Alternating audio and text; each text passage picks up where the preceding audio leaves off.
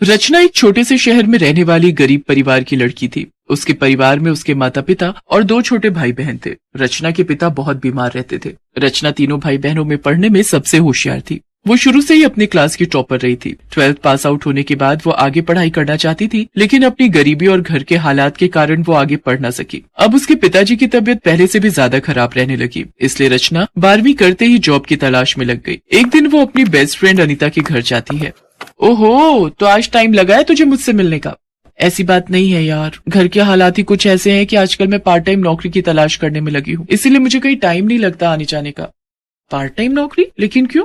पिताजी की तबीयत बहुत खराब रहती है और माँ से भी ज्यादा काम नहीं हो पाता, इसलिए नौकरी के साथ साथ अपना घर भी देख लूं, ऐसी नौकरी की तलाश में हूँ मैं। पर यार ऐसी जॉब होती कहाँ है? सभी तो 9 to 6 वाली जॉब होती है। सुबह शाम का काम तो सिर्फ काम वाली का ही होता है। तुम क्या पढ़ लिख कर अब काम वाली का जॉब करोगी है? अनीता ने तो ये बात मजाक में कही थी, लेकिन रचना इस बात पर गंभीरता से सोचती है और वो घर जाते समय एक अखबार खरीदकर अपने साथ ले जाती है। अगले दिन वो नौकरी के लिए इंटरव्यू पर जाती है। अच्छा, तो रचना नाम है तुम्हारा और 12वीं पास हो, तो फिर पढ़ लिख कर तुमने इस नौकरी को क्यों चुना? मेम साहब, मेरे घर के हालात कुछ ठीक नहीं है। माता पिता दोनों की तबीयत ठीक नहीं रहती, इसलिए मैं पार्ट टाइम जॉब की तलाश में थी। चलो ये तो अच्छी बात है कि तुम पढ़ी लिखी भी हो। देखो, मैं और मेरे हस्बैंड दोनों वर्किंग हैं और मेरे 2 बच्चे हैं जो अभी स्कूल में पढ़ते हैं। हम चारों को ही सुबह जल्दी निकलना होता है, इसीलिए तुम्हें सुबह जल्दी आकर 9 बजे तक घर का सारा काम खत्म करना होगा। दोपहर में मेरे बच्चे स्कूल से आते हैं, तब उनको खाना खिलाना होगा और जब तक मैं ऑफिस से नहीं आ जाती उनका ध्यान रखना होगा। साथ ही शाम के समय डिनर और डस्टिंग करनी होगी। जी, मुझे कोई प्रॉब्लम नहीं है, मैं बिल्कुल टाइम पर आ जाऊंगी। पर मेरी सैलरी क्या होगी? 12,000 महीना ठीक रहेगा, लेकिन हाँ, मुझे ईमानदार लोग बहुत पसंद है, तो ईमानदारी सबसे ऊपर रखना। कोई भी चीज घर की इधर उधर नहीं होनी चाहिए। वैसे तो ये थोड़े ही दिनों की बात है। मेरी जो पुरानी मेट थी वो भी 3 महीने की छुट्टी पर गई है। उसके आने पर हो सकता है मैं तुम्हें नौकरी पर रखूं या ना रखूं। अगर मुझे तुम्हारा काम पसंद आया तो हो सकता है मैं तुम्हें परमानेंट भी रख लूं। रचना झट से इस जॉब के लिए हाँ कर देती है। फिर वो खुशी खुशी घर आकर सबको अपनी जॉब के बारे में बताती है, लेकिन वो किसी को नहीं बताती कि वो दूसरों के घर पर काम करने के लिए जाएगी। पर दीदी, अगर आप जॉब पर चले जाओगे तो मेरा और पिंकी का होमवर्क कौन करवाएगा?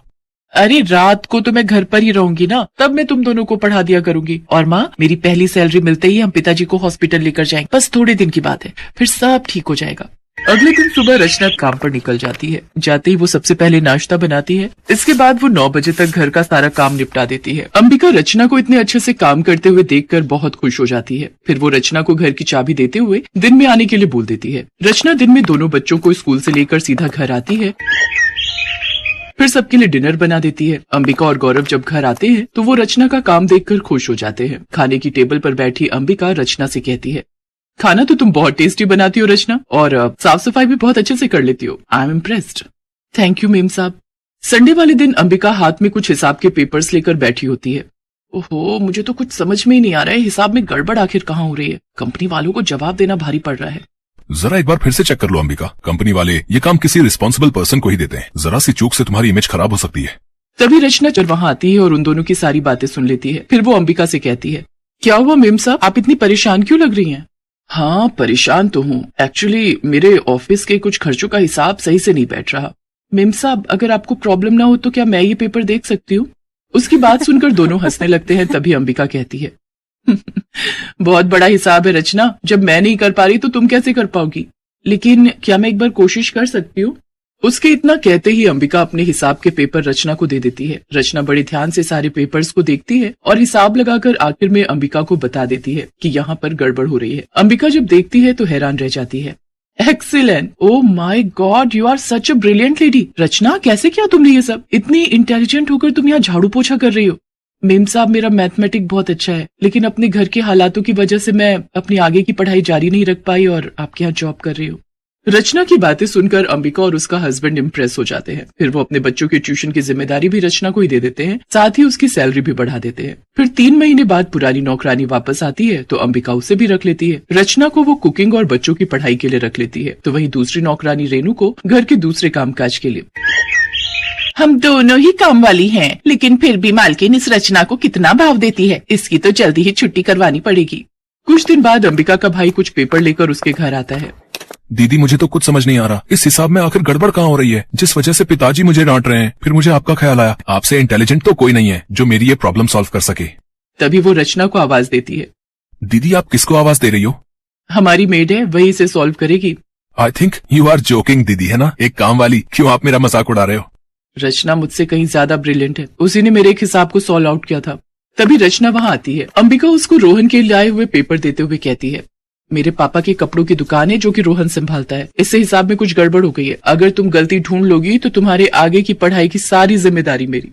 रचना पेपर ले लेती है और 15 मिनट के अंदर सारा हिसाब क्लियर कर देती है। रोहन ये देखकर हैरान रह जाता है। जो हिसाब उसके पिताजी ने बताया था वही हिसाब रचना ने पेपर पर उतार दिया था। कहा था ना मैंने, बहुत इंटेलिजेंट लड़की है। मान गया दीदी, सच में जो हिसाब मुझसे 2 दिन में क्लियर नहीं हो पा रहा था, इसने चुटकी में सॉल्व कर दिया। चलो, तुमने अपना काम पूरा किया, अब मैं भी अपना वादा निभाऊंगी। तुम्हें आगे की पढ़ाई मैं करवाऊंगी।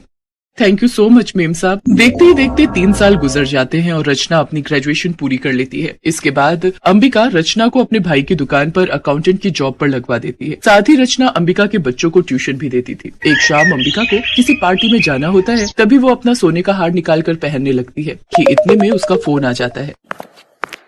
तभी रेनू वो हार उठाकर चुपके से रचना के बैग में डाल देती है। इसके बाद जब अंबिका वो हार ढूंढती है तो उसे कहीं नहीं मिलता। मालकिन, मैंने रचना जी को आपके कमरे में जाते हुए देखा था, तो हो सकता है कि... ये क्या बकवास कर रही हो तुम? आप चाहो तो हम दोनों के बैग की तलाशी ले सकती हो। अंबिका रचना का बैग देखती है तो उसमें उसका सोने का हार रखा होता है। ये देखकर सब हैरान रह जाते हैं। मैंने चोरी नहीं की मेम साहब, मुझे नहीं पता ये कैसे मेरे बैग में आया। रचना रोते रोते घर चली जाती है। अगले 3 दिन तक रचना बच्चों को ट्यूशन पढ़ाने नहीं आती। संडे वाले दिन अंबिका घर पर होती है कि तभी उसे किचन में से कुछ आवाज आती है। चोरी का इल्जाम लगाकर आखिरकार निकलवा ही दिया मैंने उस रचना को, और किसी को मुझ पर शक भी नहीं हुआ। ये सुनकर अंबिका को बहुत बुरा लगता है और वो रेनू पर चिल्लाते हुए पूछती है कि उसने ऐसा क्यों किया।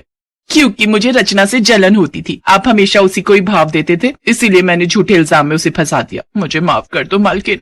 अगले दिन अंबिका रचना के घर जाकर उससे माफी मांगती है और उसके माता पिता को बताती है कि अब रचना उसके भाई के यहाँ जॉब नहीं करेगी, बल्कि बहू बनकर उनके घर में जाएगी। उसके भाई रोहन को रचना बहुत पसंद है और वो इससे शादी करना चाहता है, और हम सबको गर्व होगा अगर रचना हमारे घर की बहू बनेगी। अंबिका की ये बात सुनकर रचना और उसके घर वाले बहुत खुश होते हैं और कुछ दिनों के बाद उन दोनों की शादी हो जाती है। अब रचना के सारे दुख दूर हो जाते हैं और वो खुशी खुशी रोहन के साथ अपनी शादीशुदा जिंदगी व्यतीत करती है।